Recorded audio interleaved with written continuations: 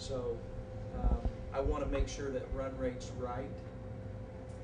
So, you know, I'll be a little bit conservative, but, you know, theoretically, we should save somewhere, you know, hopefully around $3 to $4 million a year just in fuel cost, just by shutting down equipment when you're not using it. John? Yeah, I really liked your emphasis on passengers and increasing ridership. I guess I have two questions. One is, where do you see the greatest potential for growth in off-peak or weekend service? And is there a concurrent plan for any marketing of that service? And the other is, how do you see the future of high-speed rail dovetailing with Metrolink? Okay, so you're smart. You got two questions in one. No extra charge. This guy's got a high IQ. He's figured it out. So. One thing I've done, I've reached out to both Metro and OCTA, and there should be seamless transportation between the agencies. And I don't know when the last time there's been a review of our interconnectivity.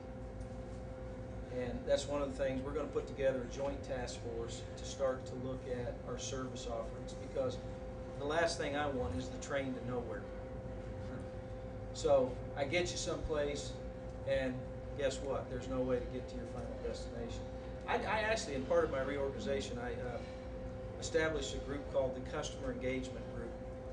And their whole focus in life is just to focus on the passenger's needs, service, trying to figure out how we grow ridership. And that's going to be working with the other agencies. I'm going to create a customer advocacy group.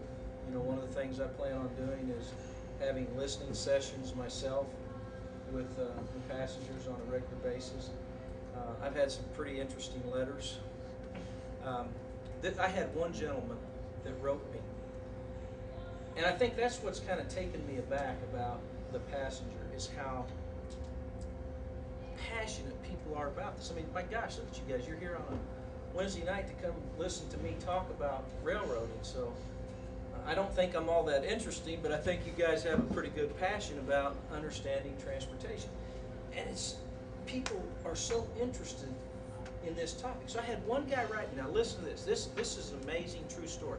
He sends me a letter. He's been riding the train since it first started back in 1992. He sent me 18 years of data. Really? He had taken, he said he got on at this one stop, and I can't remember if it was Pomona or somewhere, but he says, I have an atomic watch. Atomic watch, you want to know it had it wasn't a Timex, but it had an atomic watch, and he could tell me every detail of where my trains were, if they were 1 minute late, 2 minutes late, 5 minutes late, greater than 10 minutes late. He had it broken down. I was like, man, I got to meet this guy. I need to hire this guy. Really? But I mean, you know, can you imagine taking 18 years of data and writing a letter and breaking it all down for me? Wow. Now that's serious. He had it all in the computer? I don't know. I don't want to know, but he had it all figured out. Didn't get it yet. But you know, I want to listen to what we're missing. I want to talk to the employers. You know, Bart came and brought me some ideas I thought were great ideas. I think this hub and spoke concept, maybe it's not working. Maybe we need some run-through trains.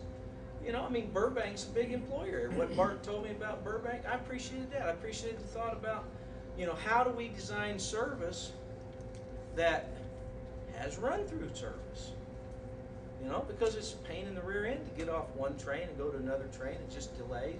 I mean, if you're going to fly an air, and I always take everything back to the jet. If you're going to fly a jet, do you want to fly direct or do you want to fly through a hub? Direct. So why is a railroad any different? Now but you know, we just got to figure this out, and I don't know the answer.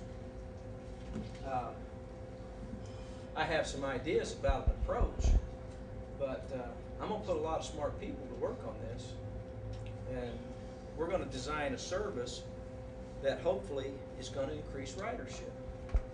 And we're gonna have a plan that is going to, so I don't have to read these scathing letters about how bad my service is. Because we're gonna be better than that. The second question, I think high-speed rail can play a vital part. Everybody understands the concept of independent utility? Everybody knows what that is? That's the secret. The secret is to design something that if the high-speed railroad never goes anyplace else and fails, it will benefit the commuter lines and it'll benefit the corridor. And you know, there's a lot of needs here, and if we do this right, you'll have a much improved system. So, What's that term called? independent utility. And I think that's the key, you know, creating a system that will benefit the corridor and will benefit commuter. And, you know, I'm a big advocate, but I think it has to benefit the entire network or corridor so we get real value that benefits. And we can do it under high speed, but we can also improve commuter service. We can improve a lot of things. So I'm all for it. Whitman, what's the next question? Okay, I'm reading that Orange County, the Orange County Metrolink is proposing to add like hourly service between Laguna Niguel and Fullerton, and eventually that would become half-hourly service. You know, I mean like every half-hour train. Now, my question is, I mean, how can they do that, and yet the rest of Southern California, you know, is not able to have such, you know, consistency, have such regularity in train service, and have such service? I mean, what's preventing us from really connecting the dots here? Money. Orange County's funding it. They're paying for their service.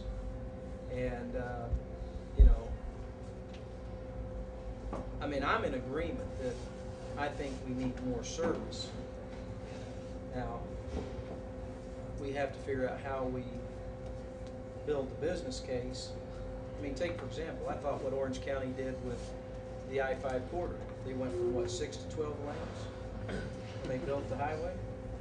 And when it got, you know, their freeways move better than most, right?